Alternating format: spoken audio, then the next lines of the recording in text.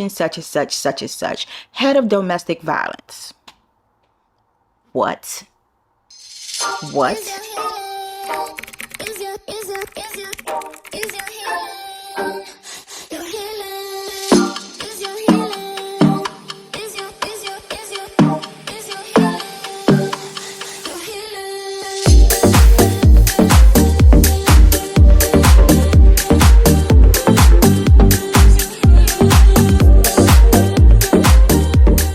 Hey Healing Besties, we're back with video number 2 of our DV series, How to Get Out Safely. It's no secret that one of the most dangerous times for a abuse victim is when he or she is trying to leave. So I wanted to go over a few things to consider when trying to put together a plan to get out safely. If you're in a situation where your online activity is being monitored, sis, find a place to save this and make sure you delete your browser. I'll have another tip towards the end where you won't even have to do that. The first 2 things I want you to do is first, know the signs, which if you have not already, go back and watch my first video that I posted. It is about the signs of abusive relationship prior to the physical. The next thing I want you to do is assess your situation. Understand your situation. Every situation is unique. And I'm going to give you guys tips, and the tip may work for you. The tip may not work for you. For instance, if you are a woman who isn't financially dependent and your finances is tied up into this particular individual, he provides for you and so on, then your plan's going to look a little different from somebody who has her own paycheck and resources. Correct? Same thing as far as somebody who has family close by who can help and somebody who doesn't. When I give you these tips, always assess your individual situation first. Number 1, do not, and I mean do not, confront your abuser. This can escalate the situation, and your safety is the first priority. And I would be honest, it's natural during a planning stage, especially when you're at a place where it's like, I want out now, to clap back. I did it. Don't do it. You're going to want to be like, I'm out of here. Watch this. Oh, best believe I'm not staying. I'm over this. It's over. You're going to want to do all that. I challenge you to quietly make a plan. The other thing is use discretion. Be cautious with your phone and online activities. Be cautious with who you share it with. You're going to have to build a network. Part of your plan will be to build a network, but be very intentional who you include and who you tell. Not only could your abuser be monitoring you, they can also be monitoring them. I want you to know that if the abuser can manipulate you, then it's a possibility he can manipulate them as well. I want you to write out your plan, your notes, your resources, everything in, let's say, maybe a notebook or a journal of some sort, but leave it at work if you can. If not, find a place to hide it. It's going to be very helpful to have all of these resources in one place, but I don't want you to put it somewhere where it could be found. Now let's get into planning your escape. Step number 1, research your resource. Reach out for support. Confide in trusted family and friends. You do not have to go through this alone, and I highly suggest that you do not go through this alone. So what I want you to do is brain dump. Write down the names of individuals that you are close to, whether it be a really trusted coworker, whether it be your favorite aunt, your mom, your sister, your cousin, whoever. Okay, I want you to start there. Write the names down. And then the second level of that is to think about how this person could possibly help you. Now, maybe they know a lawyer. Maybe they know someone with a truck who can come get your stuff. Maybe they have connections to someone in a DV program.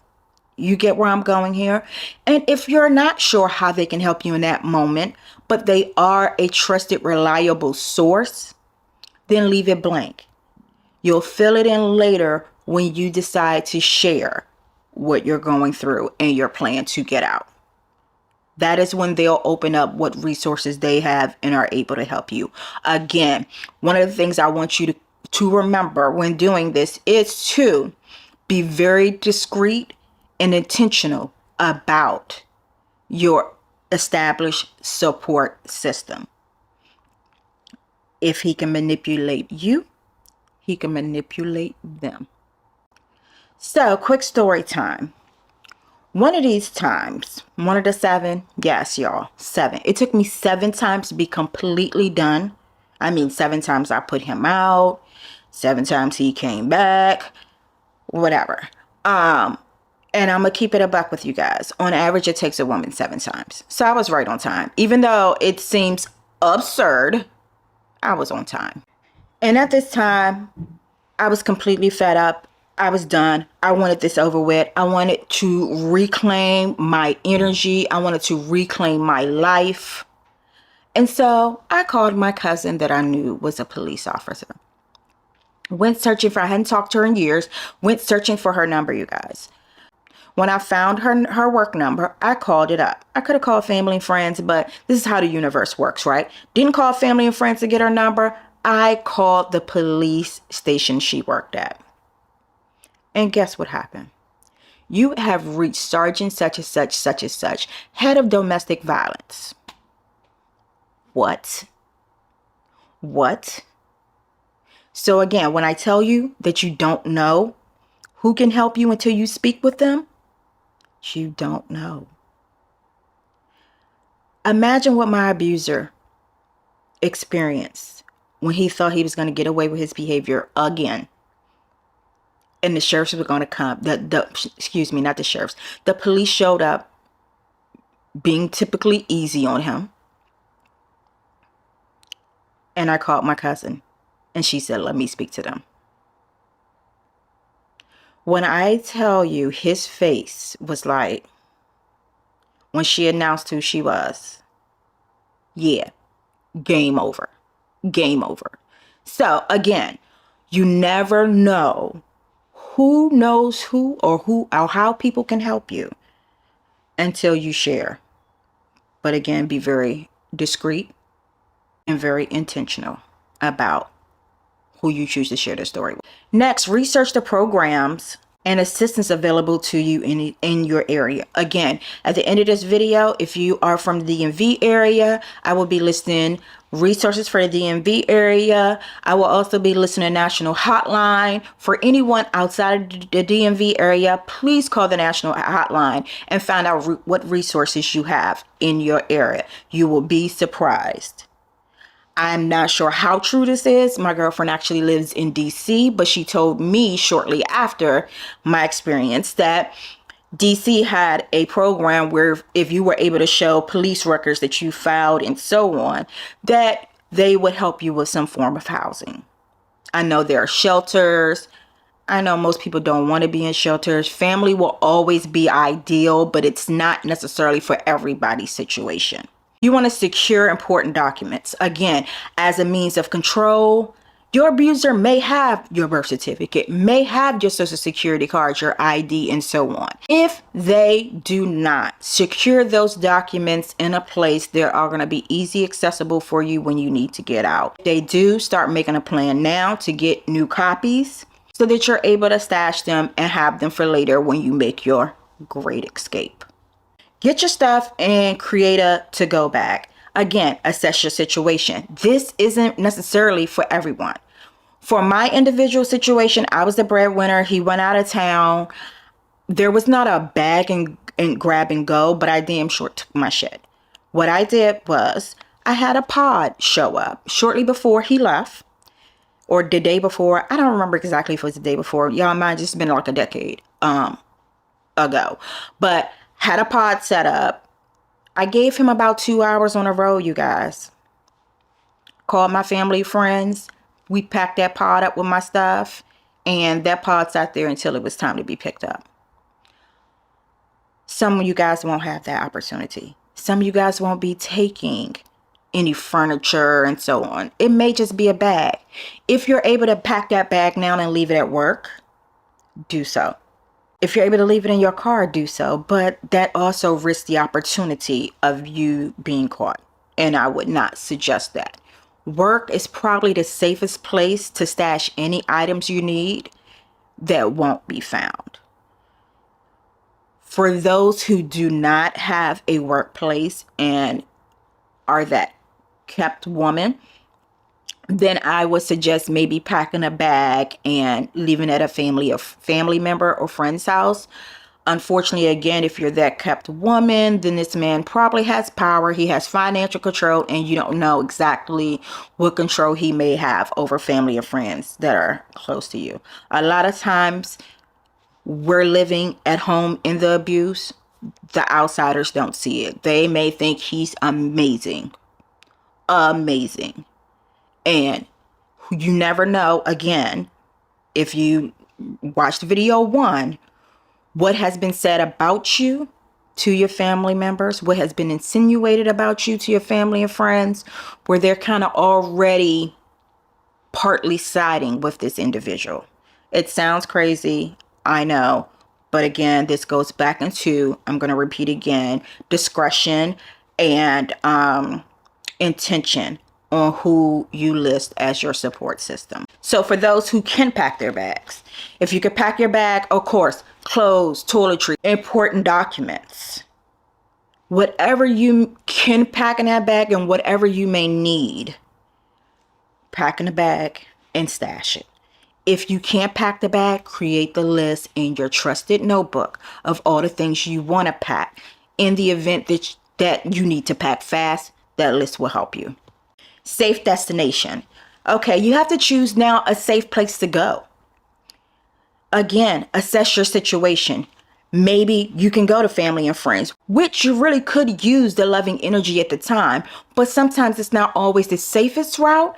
And sometimes people don't even have the family to go to. Maybe they're not local. Maybe they were only child and their parents passed. Maybe they just don't have family. The other aspect is if you have kids. I would use a shelter as the last resort for a situation where kids are involved, because your life is already being turned upside down, and sometimes shelter is not necessarily the best decision for a child, I personally think. So again, find a safe destination. Tap into those resources. Maybe you can set up your own housing through some programs in your city.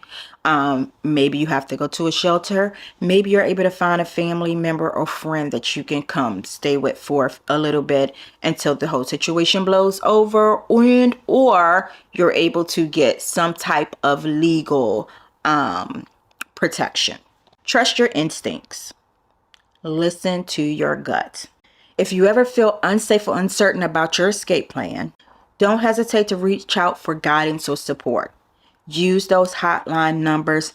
They're well versed in the situation. They're able to handle a variety of situations and aid you in manners that maybe my video can't do. Practice your escape plan.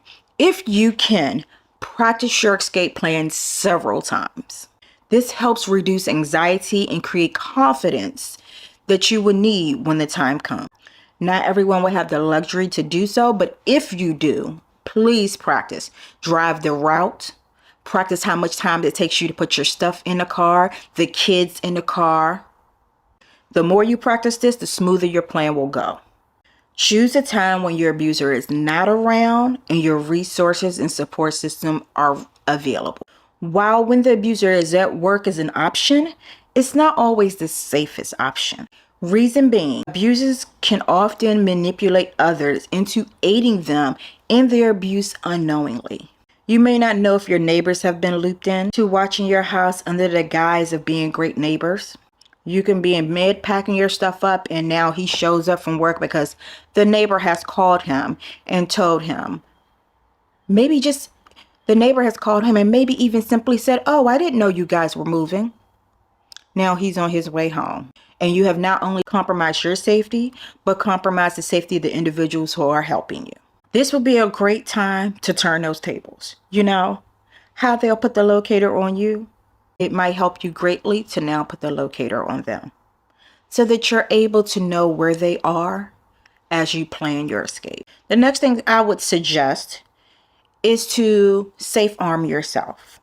Now, for those who are being financially controlled, you may not have the resources to particularly buy or pay for self-defense classes.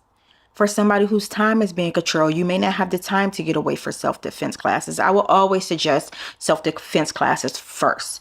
And the reason I say that is because you don't have to worry about a weapon then being used against you. However, you have to protect yourself. So, if you can, self-defense first. Take the course. In the event you're trying to get out and you get grabbed by the hair and dragged back in, you can fight for yourself.